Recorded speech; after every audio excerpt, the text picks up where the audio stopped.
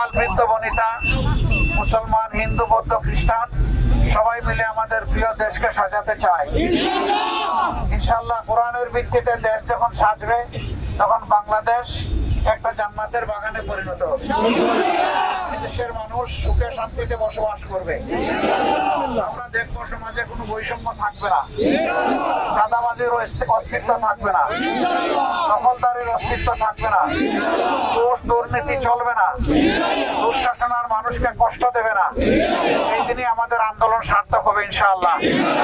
সেই দিন পর্যন্ত আমাদের যুদ্ধ সংগ্রাম লড়াই অব্যাহত থাকার জন্য আহ্বান জানাচ্ছি। আমাদের সন্তানরা স্লোগান দিচ্ছে আবু সাইদ মুক্ত, শেষ হয়নি যুদ্ধ। মানুষের মুক্তি অর্জন না হওয়া পর্যন্ত আমাদের যুদ্ধ অব্যাহত থাকবে। আল্লাহ আমাদের সহায় হন। বাংলাদেশের উপর আল্লাহ শান্তির ফয়সালা নাযিল করুন এবং সব ধরনের আভ্যন্তরীণ ও বহির্বিশ্বের ষড়যন্ত্র থেকে বাংলাদেশকে আল্লাহ হেফাজত।